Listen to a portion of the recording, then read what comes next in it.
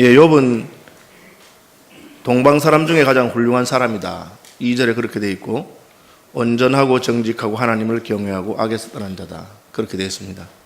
그래서 하나님을 잘 섬기는 사람이었습니다. 그냥 하나님을 잘 섬기는 정도가 아니라 하나님께서 자랑하고 싶은 사람이었습니다.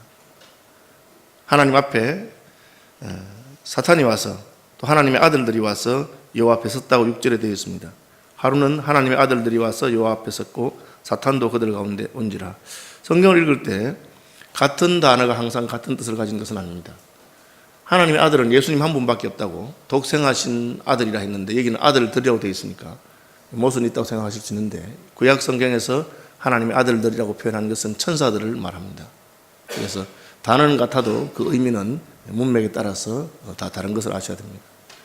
어쨌든 하나님 앞에 천사들이 서 있고 또 사탄이 와서 하나님에게 이야기를 하는데, 하나님이 욥을 자랑하고 싶으셨습니다. 대단한 것이죠. 믿음의 사람이 얼마나 하나님의 마음에 들면 하나님이 욥을 자랑합니다. 욥과 같이 순전한 사람을 보았느냐.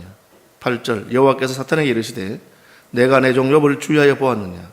그와 같이 온전하고 정직하여 하나님을 경외하며 악에서 떠난 자는 세상에 없느니라.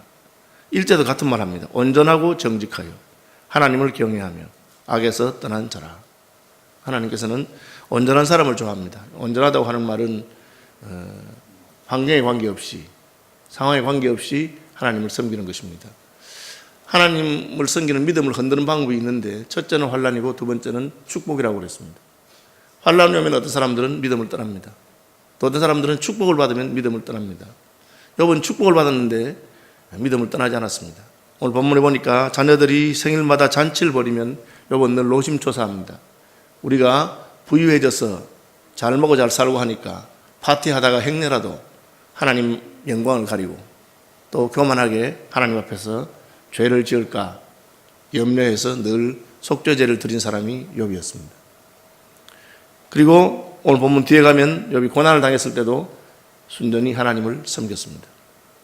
어떤 분들은 예수 믿고 잘 될 때는 하나님을 잘 섬기는데, 예수 믿고 어려움을 당하면 내가 이러려고 예수 믿었는가, 그렇게 말하는 분이 있습니다. 욥은 순전한 사람이었기 때문에 자기가 복 받을 때도 하나님을 잘 섬기고 겸손하고 조심하고, 자기의 어려움이 닥칠 때도 하나님을 잘 섬겼습니다. 사탄은 이렇게 말합니다. 욥이 어찌 까닭 없이 하나님을 경외하리까. 여러분, 사탄이 말하는 것은 이 세상이 말하는 것과 똑같습니다. 이 세상은 모든 일에는 원인과 결과가 있다, 그렇게 말합니다. 모든 일에 원인과 결과가 있느냐? 없는 것도 있습니다.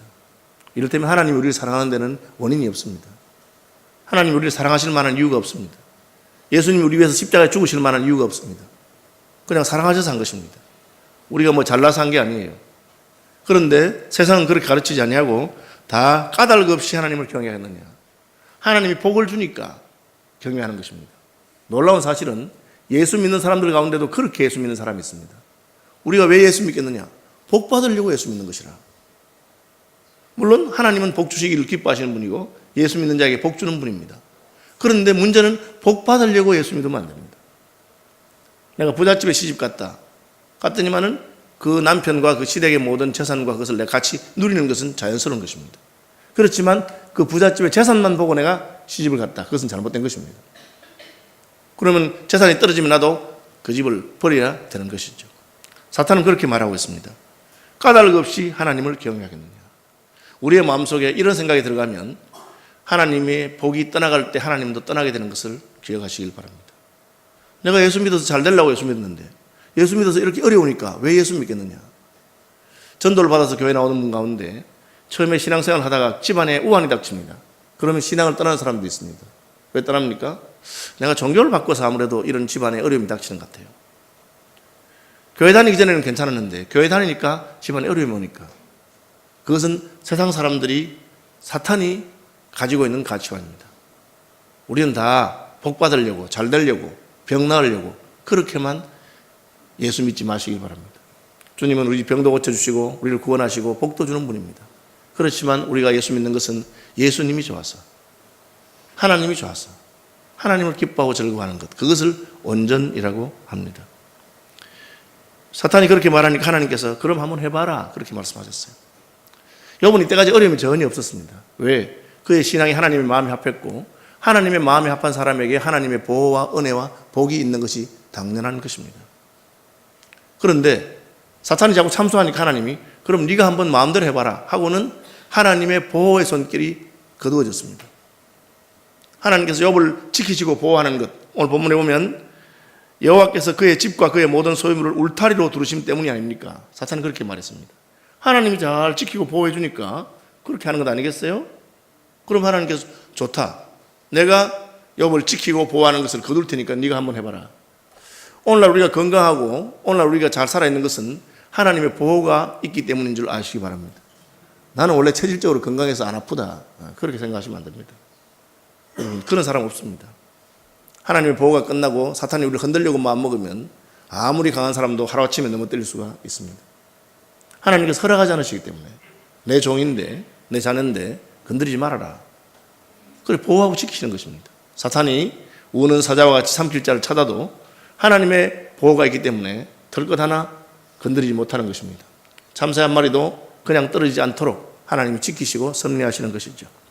그런데 하나님의 보호가 거두어지니까 이제는 사탄이 마음껏 욥을 괴롭히려고 작정합니다. 그는 하루아침에 사환이 욥에게 와서 이르되 소는 밭을 갈고 나귀는 그 곁에서 풀을 먹는데 이건 일상이래. 일상생활 중에 스바 사람이 갑자기 이르러 그것들을 빼앗고 칼로 종들을 죽였나이다. 나만 홀로 피하였으므로 주인께 아래로 왔나이다. 욥의 재산이 갑자기 축이 났습니다. 우리가 생각할 때 상당히 안전하다고 하는 재산이 있잖아요. 안전재산이 있습니다. 내가 뭐 좀 힘들고 어려워도 망해도 집은 남아있다든지 혹은 은행에 넣어놓은 건 안전하다든지. 그런데 여러분 그게 안전하지 않습니다. 세상에 속한 것은 은행이 망할 수도 있어요. 우리는 요즘 와서는 느끼죠. 저희 어릴 때는 은행이 뭐 망한다는 건 생각도 못했죠. 은행에 넣어둔 돈도 못 찾을 수 있습니다. 그래도 난 집이 있다. 여러분 요즘 지진이 나니 어떻습니까? 일본에 그 동일본 대지진이 났으니까 그 지역 전체가 아무도 살 수 없는 지역이 됐습니다. 그곳에 나의 좋은 집이 있습니다. 그런데 그 집이 방사능에 오염이 돼서 전혀 그냥 살 수 없는 지역이 돼서 그냥 빈손 들고 난 집이 있음에도 불구하고 집을 떠날 수밖에 없는 그런 형편도 얼마든지 있을 수 있는 것입니다. 하나님이 우리에게 허락하신 것들은 언제든지 거두어 가질 수 있는 것입니다. 그것 때문에 안심하고 있으면 그것은 바른 믿음이 아닙니다. 그래서 히브리서는 우리는 진동하지 못하는 나라를 위협으로 받았다. 그것은 하늘나라입니다. 그것은 진동하지 못하는 것입니다. 아무도 빼앗아가지 못하는 것이죠. 그러나 땅에 있는 동안에 우리가 누리는 축복은 사탄이 흔들리고 마음먹으면 얼마든지 빼앗아갈 수가 있는 것입니다. 그것이 빼앗겼을 때 우리의 반응이 어떤 것인가? 처음에는 재산이고요. 그 다음에는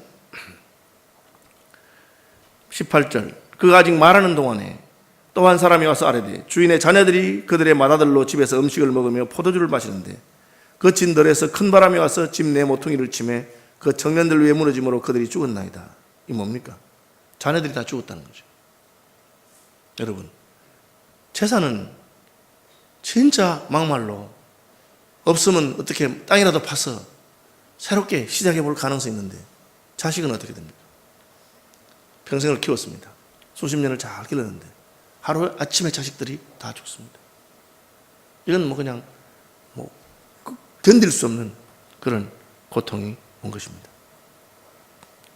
욥이 일어나 겉옷을 찢고 머리털을 밀고 땅에 엎드렸다. 이 말은 너무 힘들고 괴롭다. 그런데 그 다음 말이 너무 다릅니다. 겉옷을 찢고 머리털을 밀고 땅에 엎드리고 하나님 원망한다가 아니고 예배하며 그렇게 감사하고 기쁜 일이 많을 때 예배할 수 있습니다. 그런데 너무 힘들고 어렵고 아니 갑자기 하나님이 나한테 왜 이러시나 그럴 때도 예배할 수 있겠습니까? 평생을 교회 다닌 분 가운데 무슨 큰 병이 들어서 죽게 되니까 죽는 순간에 하나님 원망하면서 죽는 분도 봤습니다. 하나님 나한테 어떻게 이러실 수 있어요? 내가 이날까지 이렇게 충성했는데 어떻게 나한테 이렇게 하시는가요? 그렇게 그냥 눈을 뒤집으면서 하나님 원망하다가 죽는 분 봤어요. 그 마음에 저분이 하나님을 믿은 것이 아니고 사탄이 말한 것처럼 까닭 없이 하나님을 경외하겠느냐. 하나님이 나한테 복을 주니까 내가 하나님 섬긴 거지. 이런 식으로 다 거두어 갈 것 같으면 내가 왜 하나님 섬겼느냐. 그런 마음을 가진 사람이었구나. 그러나 반면에 하나님께 참으로 은혜 준 사람들은 어떻게 합니까? 지극한 고난 가운데서도 하나님을 예배하고 감사합니다. 우리는 손양환 목사님이 그렇게 사랑하던 아들 동인이 동신이 여순 반란 사건 때 좌익들에게 죽임을 당하고 그리고 나서 하나님께 장례식 하면서 10가지 감사 제목으로 하나님께 감사했던 것을 기억합니다. 그것은 인간이 스스로 할 수 있는 것이 아닙니다. 하나님께서 우리에게 은혜를 주시면 우리는 그것을 깨닫는 마음이 옵니다. 전에 정주채 목사님이 잠실중앙교회 옆에 있던 교회 근처에 교인이 설날부터 예수 믿겠다고 해서 예수 믿은 사람 혹시 기억 들으신지 모르겠습니다. 그분이 예수 믿었는데 예수 믿은 지 얼마 안 돼서 암에 걸렸어요. 그래서 1년 정도 사시다가 돌아가시게 됐는데 정 목사님 생각에 마음이 툭 하는 거야. 예수 믿은 지 얼마 안 돼서 이렇게 암이 발병돼서 돌아가시니까 얼마나 원망하는 마음이 생길 수 있을까. 그래서 신방을 가는데 그분이 뭐라고 말하냐면은 하나님께서 내가 죽을 때가 얼마 남지 않은 것을 아시고 나를 구원하시려고 나를 교회로 이끄셨다. 그렇게 말한다. 여러분 똑같은 상황에서 전혀 다른 반응이 나올 수 있습니다. 어떤 분들은 내가 이날까지 이렇게 충성했는데 주님 나한테 어떻게 이러실 수가 있습니까? 그분들은 참된 감사를 모르는 분들입니다.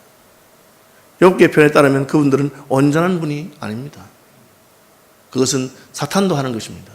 사탄이 생각해도 이렇게 복을 주고 이렇게 잘해주는데 하나님 섬겨야지. 그것도 안 섬기면 인간도 아니죠. 교회 가니까 다들 나한테 잘해주고 기도하고 하니까 하나님 응답도 해주고 또 이날까지 지켜주고 복도 주고 했는데 하나님 섬겨야죠. 그래서 다른 모든 종교를 섬기는 사람도 그렇게 합니다. 인과응보죠. 내가 심은 만큼 받는다고 생각하는 것입니다. 그런데 그것을 전혀 받지 못해도 내게는 하나님의 은혜가 있다.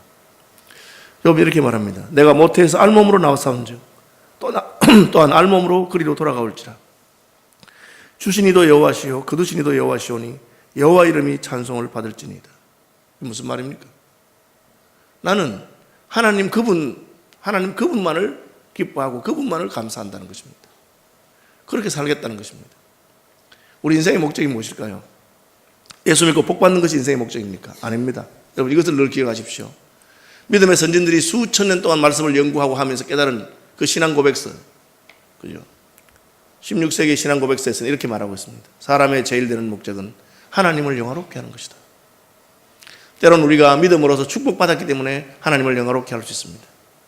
참 힘들고 어려운 가문인데 예수 잘 믿어서 하나님께서 그 가문을 높이시고 복 주시고 욥과 같이 그렇게 할 수 있습니다.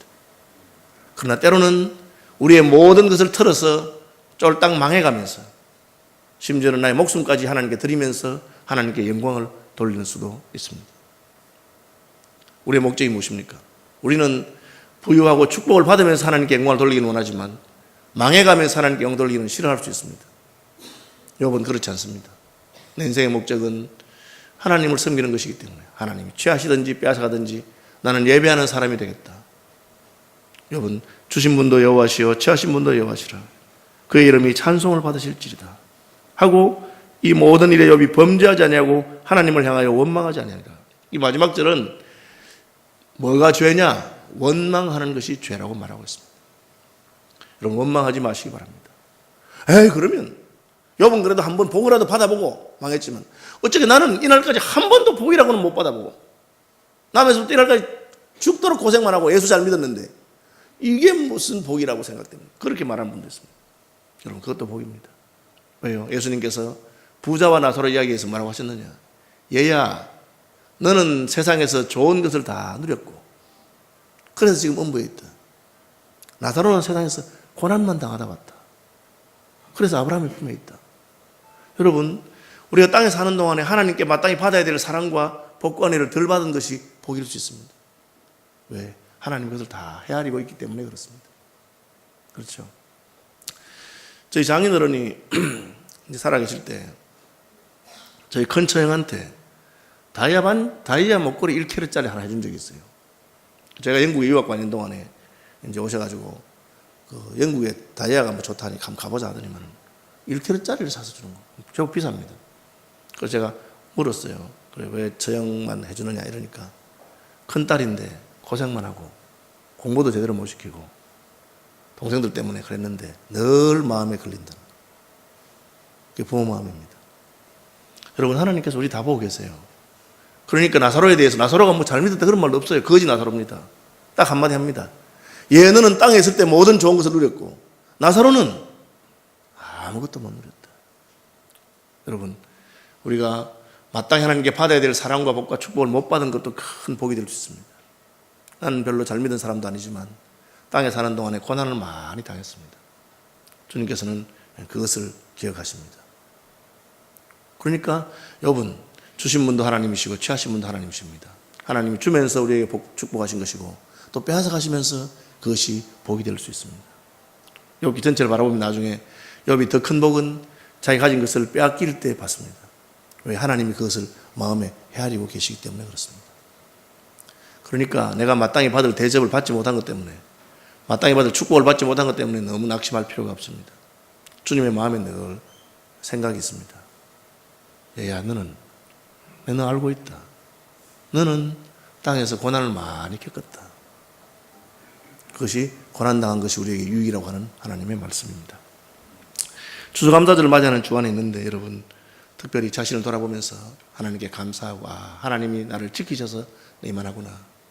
혹은 사탄이 지금 나를 흔드는 그런 때가 돼서 하나님 앞에서 내 믿음을 보여줄 때가 됐구나.